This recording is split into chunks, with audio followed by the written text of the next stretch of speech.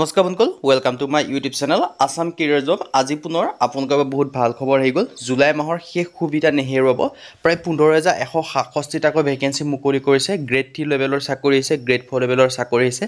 পদখিনি কেনেকুৱা নহয়, কোনটো পদৰ ক্ষেত্ৰত কিমানকৈ এজ ক্ৰাইটেৰিয়া বিচাৰিছে, কোৱালিফিকেশ্যন বিচাৰিছে, কিমানটা বিভাগৰ ফালৰ পৰা আছে, প্ৰায় 6-7টামান বিভাগৰ ফালৰ পৰা ভেকেঞ্চিখিনি মুকলি কৰিছে। এই সকলোখিনি কথা এই ভিডিঅ'ৰ যোগে আলোচনা কৰা হ'ব। চ' ভিডিঅ'টো আপোনালোকে শেষলৈকে চাব আৰু ভিডিঅ'টো যিমান পাৰে সিমান বন্ধুৰ মাজত শ্বেয়াৰ কৰি দিয়ক, যাতে সকলো বন্ধুৱে ডেইলি জবৰ আপডেটসমূহ পাই থাকিব পাৰে। জুলাই মাহৰ শেষ সুবিধা আপোনালোকৰ বাবে মুকলি কৰিছে প্ৰায় 15,167টাকৈ ভেকেঞ্চি। চ' যদি ভিডিঅ'টো ভাল পায়, ভিডিঅ'টো লাইক কৰিব পাৰে, লগৰ চেনেলটো ছাবস্ক্ৰাইব কৰি দিব পাৰে, এনেকুৱা ধৰণৰ ভিডিঅ'সমূহ প্ৰতিদিনে পাই থাকিব। আৰু আমাৰ হোৱাটছআপ চেনেল ভিডিঅ' ডিছক্ৰিপশ্যনত দিয়া আছে, তাত গৈ ফ'ল'টো কৰি দিয়ক, তেতিয়া আপোনালোকে ডেইলি জবৰ আপডেটসমূহ পাই থাকিব পাৰিব। প্ৰথম যিটো বিভাগৰ ফালৰ পৰা ভেকেঞ্চি মুকলি কৰিছে, আপোনালোকে দেখিব যে বেংক অফ বৰোদাৰ ফালৰ পৰা এনেকুৱা আৰু 6টা বিভাগৰ ভেকেঞ্চিৰ কথা দেখিবলৈ পাব। চ' আপোনালোকে ভিডিঅ'টো শেষলৈকে চাব। প্ৰথম যিটো ভেকেঞ্চি মুকলি কৰিছে, মই আপোনালোক জনাইছোঁ বেংক অফ বৰোদাৰ ফালৰ পৰা ভেকেঞ্চি মুকলি কৰিছে। লাষ্ট ডেট সম্পৰ্কে যে মই ক'বলৈ যাওঁ, ইয়াৰ লাষ্ট ডেটসমূহ 3/8/2025 মানে আগষ্ট মাহৰ 3 তাৰিখ পৰ্যন্ত ভেকেঞ্চিখিনিৰ ক্ষেত্ৰত আবেদনসমূহ কৰি ল'ব পাৰিব। আৰু এই ভেকেঞ্চিখিনিৰ ক্ষেত্ৰত আপোনালোকৰ এপ্লাইটো অনলাইন যোগে কৰিব পাৰিব। চ' যদি ইণ্টাৰেষ্টেড হয়, ইলিজিবল হয়, আপোনালোকে আবেদনসমূহ কৰি ল'ব পাৰিব। এপ্লাইসমূহ আপোনালোকে অনলাইন যোগে কৰিব পাৰিব। আৰু নেম অফ দ্য পোষ্ট আপোনালোকে দেখিব যে local bank officer LBO vacancy আহিছে। নাম্বাৰ অফ পোষ্ট আপোনালোকৰ 2500+ ভেকেঞ্চি দেখিবলৈ পাব। আৰু ষ্টেট ৱাইজ ভেকেঞ্চিখিনিৰ কথা যে মই ক'বলৈ যাওঁ, অৰুণাচল প্ৰদেশৰ ভেকেঞ্চি আছে, অসমৰ আছে, মণিপুৰ, মেঘালয়, এনেকৈ প্ৰতিখন ষ্টেটৰ পৰা বেলেগ বেলেগ ভেকেঞ্চি আপোনালোকে দেখিবলৈ পাব। আৰু যদি মই এজ লিমিটৰ কথা ক'বলৈ যাওঁ, ইয়াৰ এই যিটো বিভাগ হয় বেংক অফ বৰোদাৰ ফালৰ পৰা যিখিনি ভেকেঞ্চি আহিছে, তাৰ ক্ষেত্ৰত এজ লিমিটটো 21ৰ পৰা 30 বছৰৰ ভিতৰত হ'লে আবেদনসমূহ কৰি ল'ব পাৰিব। লগতে আপোনালোকে এজ ৰিলেক্সেশ্যনসমূহ লাভ কৰিব পাৰিব। SC SC ক্ষেত্ৰত 5 বছৰকৈ ৰিলেক্সেশ্যনসমূহ লাভ কৰিব পাৰিব। OBCৰ ক্ষেত্ৰত 3 বছৰকৈ লাভ কৰিব পাৰিব। আৰু PWD আনৰিজাৰ্ভৰ ক্ষেত্ৰত 10 বছৰ পৰ্যন্ত ৰিলেক্সেশ্যনসমূহ লাভ কৰিব পাৰিব। আৰু এডুকেশ্যন কোৱালিফিকেশ্যনৰ কথা যে মই ক'বলৈ যাওঁ, ইয়াৰ ক্ষেত্ৰত গ্ৰেজুৱেশ্যন পাছ কৰিলে হ'ল, মানে BA হওক, BSc হওক, BCom হওক, আপোনালোকে যে পাছ কৰিছে তেন্তে আবেদনসমূহ কৰি ল'ব পাৰিব। আৰু পোষ্ট কোৱালিফিকেশ্যন এক্সপিৰিয়েঞ্চ বিচাৰিছে এবছৰীয়া। চ' যদি আছে আপোনালোকে আবেদনসমূহ কৰিব পাৰিব। আৰু লোকেল লেংগুৱেজৰ আপোনালোকৰ প্ৰিফাৰেঞ্চ বিচাৰিছে, যিহেতু ধৰি লওক আপোনালোকে অসমৰ ক্ষেত্ৰত আবেদন কৰিলে অসমীয়া লেংগুৱেজটো আপোনালোকে জানিব লাগিব। আৰু লগতে ইয়াত আপোনালোকৰ এই ভেকেঞ্চিকেইটাৰ ক্ষেত্ৰত আবেদন কৰিবলৈ এপ্লিকেশ্যন ফিজ কেনেকুৱা ধৰণৰ দিয়া হ'ব, ইয়াত এটা সম্ভাৱনা দেখাই দিছে। আৰু লগতে হাউ টু এপ্লাই যে ক'বলৈ যাওঁ, ইয়াৰ ক্ষেত্ৰত আপোনালোকৰ বেংক অফ বৰোদাৰ যিটো অফিচিয়েল ৱেবছাইট আছে তাৰ যোগে আবেদনসমূহ কৰিব পাৰিব। 4 জুলাইৰ পৰা আবেদনসমূহ ষ্টাৰ্ট হৈছে, 3 আগষ্ট ইয়াৰ কাৰণে লাষ্ট ডেট হয়। তাৰ পিছৰ যিটো বিভাগৰ ফালৰ পৰা ভেকেঞ্চি মুকলি কৰিছে, এইটো মুকলি কৰিছে আপোনালোকৰ গুৱাহাটী হাইকোৰ্টৰ ফালৰ পৰা। গুৱাহাটী হাইকোৰ্টৰ ফালৰ পৰা ভেকেঞ্চি মুকলি কৰিছে, প্ৰায় 367টা JEE ভেকেঞ্চি মুকলি কৰিছে। আৰু এই ভেকেঞ্চিখিনি আপোনালোকৰ প্ৰতিখন ডিষ্ট্ৰিক্ট ৱাইজত আপোনালোকে চিলেকশ্যনসমূহ লাভ কৰিব পাৰিব। মানে প্ৰতিখন ডিষ্ট্ৰিক্ট ৱাইজত বেলেগ বেলেগ ধৰণৰ ভেকেঞ্চি হয়। লাষ্ট ডেটসমূহ যদি ক'বলৈ যাওঁ, 31/7/2025 মানে আপোনালোকে জুলাই মাহৰ 31 তাৰিখ পৰ্যন্ত এই ভেকেঞ্চিকেইটাৰ ক্ষেত্ৰত আবেদনসমূহ কৰি ল'ব পাৰিব। আৰু ইয়াৰ ক্ষেত্ৰত আপোনালোকে এপ্লাই অনলাইন যোগে কৰিব পাৰিব। মানে প্ৰতিখন ডিষ্ট্ৰিক্টৰ কাৰণে বেলেগ বেলেগ ভেকেঞ্চি আছে। আৰু জুনিয়ৰ এডমিনিষ্ট্ৰেটিভ এছিষ্টেণ্টৰ ভেকেঞ্চি হয়।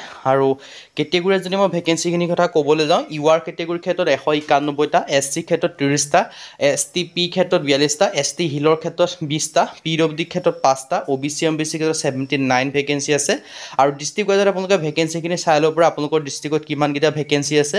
চ' ডিষ্ট্ৰিক্ট ৱাইজত যিহেতু এইখিনি চিলেকশ্যনসমূহ লাভ কৰিব পাৰিব, নিজৰ ডিষ্ট্ৰিক্টত আপোনালোকে চিলেকশ্যনসমূহ লাভ কৰিব পাৰিব, আপোনালোকে চাই ল'ব পাৰে। ফৰ এক্সাম্পল লখিমপুৰৰ কাৰণে আছে 8টা ভেকেঞ্চি, মাজুলীৰ কাৰণে আছে 6টা, মৰিগাঁৱৰ কাৰণে আছে 14টা, নগাঁৱৰ কাৰণে আছে 11টা, নলবাৰীৰ কাৰণে আছে 10টা, শিৱসাগৰৰ কাৰণে আছে 3টা, শোণিতপুৰৰ কাৰণে আছে 16টা, চাউথ চালমাৰৰ কাৰণে আছে 26টা, শ্ৰীভূমিৰ কাৰণে আছে 12টা, তিনিচুকীয়াৰ কাৰণে 15টা, ওদালগুৰিৰ কাৰণে 5টা, ৱেষ্ট কাৰ্বি আংলঙৰ কাৰণে 6টা দেখিব পাৰিছে। আৰু লগতে ইয়াত আপোনালোকে পে স্কেলসমূহ 14,000 পৰা 70,000 টকা পৰ্যন্ত লাভ কৰিব পাৰিব।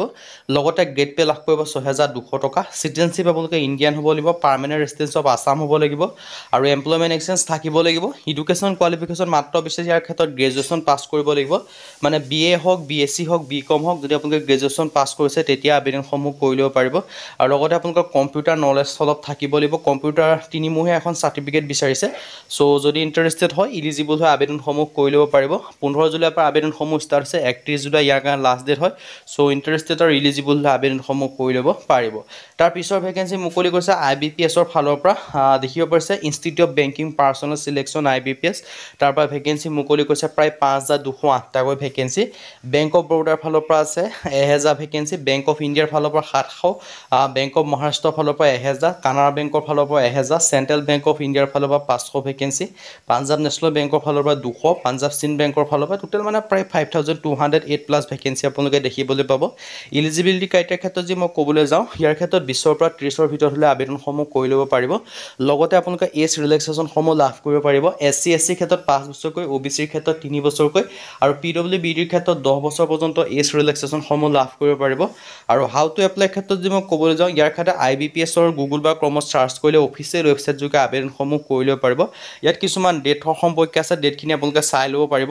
সো যদি ইন্টাৰেষ্টেড হয় এলিজিবল আবেদনসমূহ কৰি ল'ব পাৰিব তাৰ পিছৰ ভেকেন্সি মুকলি কৰিছে RRB টেকনিচিয়ান ৰিক্ৰুটমেন্টৰ ফালৰ পৰা RRB মানে ৰেলৱে ৰিক্ৰুটমেন্ট বৰ্ডৰ ফালৰ পৰা ভেকেন্সি মুকলি কৰিছে প্ৰায় 6238 টাকৈ ভেকেন্সি মুকলি কৰি দিছে ইয়াৰ ক্ষেত্ৰত সো যদি আপোনালোকে ইন্টাৰেষ্টেড হয় যদি আপোনালোকে এলিজিবল হয় আবেদনসমূহ যে কৰিম বুলি ভাবি আছে তেন্তে আবেদনসমূহ কৰি ল'ব পাৰিব আৰু ইয়াৰ ক্ষেত্ৰত আপোনালোকে অনলাইন যোগে আবেদনসমূহ কৰি ল'ব পাৰিব নেম অফ পোষ্ট আপোনালোকে দেখিব যে টেকনিচিয়ান গ্ৰেড 1 আৰু গ্ৰেড 3 লেভেলৰ ভেকেন্সি আছে আৰু RRB গুৱাহাটীৰ ক্ষেত্ৰত আপোনালোকে 184 টা ভেকেন্সি দেখিবলৈ পাব টেকনিচিয়ানৰ ক্ষেত্ৰত 15 টা আৰু টেকনিচিয়ান গ্ৰেড 3 ক্ষেত্ৰত 169 টা আৰু নেম অফ অৰ্গেনাইজেশ্যন দেখিব যে ৰেলৱে ৰিক্ৰুটমেন্ট বৰ্ডৰ ফালৰ পৰা ভেকেন্সিখিনি মুকলি কৰিছে পে স্কেলসমূহ আপোনালোকে ধুনীয়াকৈ দেখিব পাৰিছে এলিজিবিলিটি ক্ৰাইটেৰিয়া ক্ষেত্ৰত কেটেগৰী আছে আপোনালোকৰ বিভিন্ন ধৰণৰ এলিজিবিলিটি ক্ৰাইটেৰিয়া দিয়া আছে আৰু প্ৰতিটো ক্ষেত্ৰত এজ ৰিলেক্সেশ্যন সমূহ লাভ কৰিব পাৰিব OBC NCL ৰ ক্ষেত্ৰত 5 বছৰকৈ SC SC ক্ষেত্ৰত দেখিব পাৰিছে OBC ক্ষেত্ৰত 3 বছৰ SC SC ক্ষেত্ৰত 5 বছৰকৈ লাভ কৰিব পাৰিব আৰু কোৱালিফিকেশ্যন সমূহ ধুনীয়াকৈ উল্লেখ কৰি থোৱা আছে আপোনালোকে ধুনীয়াকৈ দেখিব পাৰিছে